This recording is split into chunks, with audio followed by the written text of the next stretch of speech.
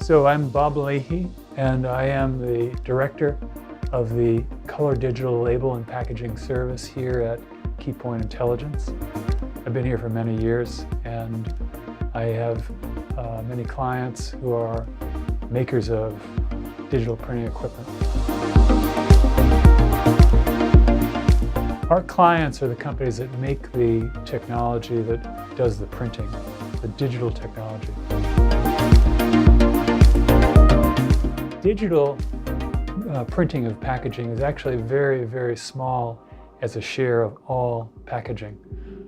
Analog presses print almost all packaging today, but that very small percentage that is digital adds up to many, many millions of dollars in printers, supplies, and software dedicated to the digital printing of packaging. Digital printing for packaging is tied to the one printing market that is growing worldwide and will grow worldwide for the rest of our lives. And that, of course, is packaging. So it's not subject to electronic displacement. Meanwhile, there are forces at work in the world that make digital printing an especially valuable help in meeting the needs of brand owners. It is a small part, but it's a small part of a very, very big market. Hundreds of billions of dollars of packaging are printed every year, overwhelmingly by analog. But that small part that is digital is also in the billions of dollars. The forces in the world that are spurring the use of digital printing include the world's wish for mass customization. In other words, to allow brand owners to target markets precisely, who in turn tend to order print more frequently and in smaller amounts. Those smaller runs are ones that digital can print efficiently and in a very timely way. So digital printing has become a complement to analog presses and is a welcome help in the printing of packaging. It will be side by side for a long, long time to come. I have great respect for the analog print processes, which excel at printing long runs. But digital printing is now placed often side by side with analog printing. That really is what the future is, more use of digital printing side by side with analog. This is an era when the term short run has become sort of a mantra for people in the printing industry, and that applies to the packaging industry as well. And again, digital printing does excel at printing those short runs. It depends who you are and what you're printing. So I can't say with precision that digital printing is always more profitable, but I do know that digital printing very often is doing the premium jobs that are higher value because they include individualized or even personalized content. They may include some security features that can only be printed by digital printing. They may be in runs that are too short to print efficiently with analog, but that can be printed very easily with digital. And for which you may be able to charge extra. There are print runs that are required by brands that are either extremely difficult to print with analog or impossible, and just are impractical. So a tiny print run or a run of tests or prototypes, that type of printing becomes very tedious when you have to make plates for a run of 1 or a run of 10. Digital printing can do that pre-press electronically and can do the printing immediately. One of the features of digital printing in the current era for packaging is that the available systems now include some really big digital systems. So you've mentioned very high-speed single-pass printing of corrugated. Some of the machines that are involved there are high in cost, many millions of dollars, and very high capacity. There are also machines that are able to gang together 50 jobs in a row and print all those together in very high speed. So, as time has gone on, the list of printers, digital printers that have become available to the market includes some that are indeed able to print long runs. Lots of different things go into my work. I'm attending all the main trade shows, for instance, so I see the vendors there. I visit converters in their operations to see how they use the equipment and how much they use it, what their experience is with different technologies. I also correspond with 20 to 30 vendors of digital printing equipment every year to gather up information about placements, installed base, the rate of use, the price of the equipment. So a key part of my function and the function of other practice areas here at Keypoint Intelligence is to figure out the market size in terms of how many digital printers are operating, what they're actually doing, and then to predict the future. So a core deliverable for me is to write a market estimate and forecast for the next few years. So all those inputs go into the creation of that document. Meanwhile, I also do writing about key product developments, key corporate developments, and so on.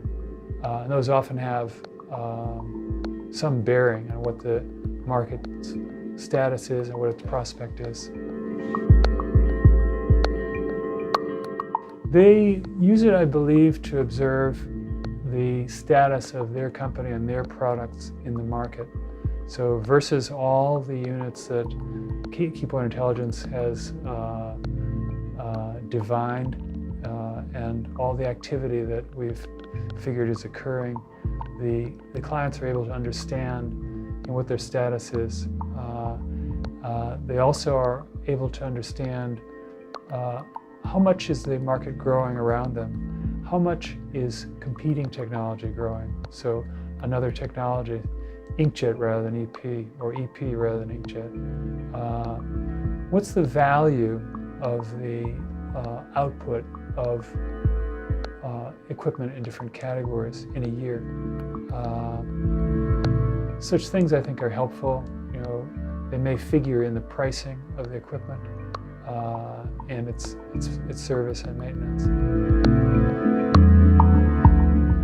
This information is helpful to companies that want to know what the future is. In fact, there are basically two things that KPI does. One is we give insight about what the future is. The other thing is we help clients in any way we can to know what they need to sell more product. The first one is the focus in my reporting, and that is, what is the future? If you are in the digital printing of labels, you should know about the digital printing of flexible packaging also, because it is also a web-based printing application. If you are in digital printing for commercial printing, you probably should know about the printing of folding cartons, which is sheeted media, and it's a good market. And there are a number of companies that are very accomplished suppliers already for digital print equipment in that field. So we're in a position to give insights about what's on the ground now and also what's coming. Those sorts of things I believe are helpful.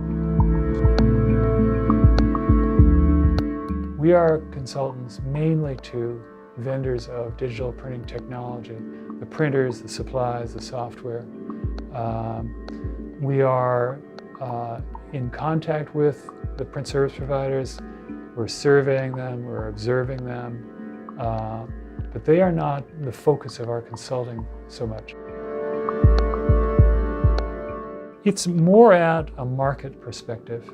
So we are not, this division of Keypoint Intelligence is not an engineering consulting division. So we are not chemists, for instance, or electrical engineers, but we are very steeped in understanding which companies are in the market, what types of products do they have, what technologies are they developing, what are the capabilities of those technologies, what do those technologies cost, what does it cost to run them. Those are the sorts of insights that we're able to offer. Our work is growing. We have long-standing clients, we have new clients. We have clients who are subscribers to our services on an annual basis. We also have clients who hire us for one-off custom consulting projects that are proprietary to them. So we deliver subscription services, custom consulting services, and publications to the market. So we have sort of three ways of offering our services to the community. We get the message across in a number of ways. We give presentations at industry events. We offer some content on a free basis, usually in the form of a blog, either our own or what they think or some other platform.